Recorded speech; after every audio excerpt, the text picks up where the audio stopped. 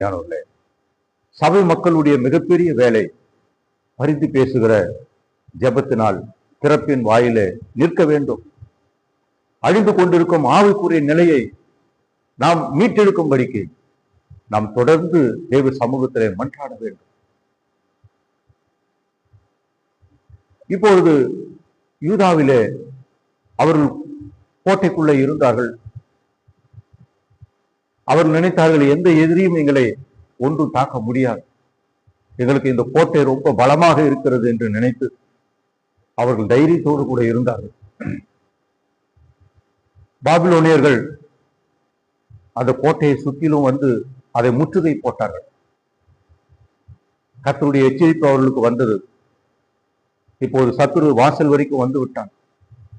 ஆனாலும் அவர்களுக்கு கொஞ்சம் கூட பயம் இல்லை.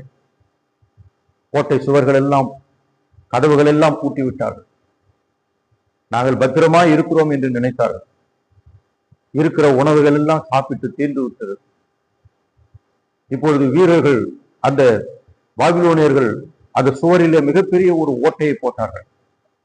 உள்ளே போவதற்கான வழியை உண்டு பண்ணினார்கள். திறப்பு தெரிகிறது. சத்துரு உள்ளே வந்து அவளை அழிப்பதற்காக கொடுமையான ஆயுதங்களை கொண்டிருக்கிறார்கள். ஆனாலும் இந்த மக்கள் கொஞ்சமும் பயம் இல்லாமல் அதை வேடிக்கை பார்க்கிறவர்களா இருந்தார்களே தவிர கர்த்தருடைய ஒத்தாசைக்காகவோ கர்த்தருடைய உதவிக்காகவோ அவர்கள் ஜெபிக்கவில்லை. அருமையானவர்களே, இன்றைக்கு நம்முடைய வாழ்க்கையில நாம் அநேக திறப்புகளை பார்க்கிறோம். சத்துரு தேசத்துக்கு உள்ளே வந்து அநேக தீமையான காரியங்களை செய்யும்படிக்கு பல தந்திரமான காரியங்கள், மந்திரமான காரியங்கள், பிசாசின் கிரியைகளோடு கூட அவன் மிக வேகமாக வந்து கொண்டிருக்கிறான். ஆனால் நாம் தேவன் இந்த தேசத்தை அழிக்காதபடிக்கு நாம் திறப்பிலே நின்று கர்த்தருடைய ஒத்தாசைக்காக,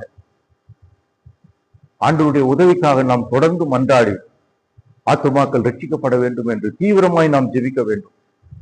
ஆகவே இப்போது நாம் ஜெபிக்காத பட்சத்தில் தேவ கோபம் வரும் என்று ஆண்டவருடைய வசனம் சொல்கிறது.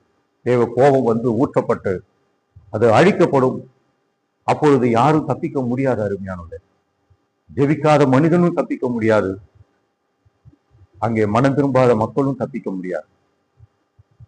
ஆகவே ஒருவரும் ஜெபம் பண்ணாமல் போனதுக்கு காரணம் என்ன? முதலாவது உலக சிநேகம். யாக்கோபு 4:4 வாசிக்கிறோம், உலக சிநேகம் தேவனுக்கு விரோதமான பகை. உலகத்தை சிநேகிக்கிறவன் தேவனுக்கு பகைஞனாய் இருக்கிறான்.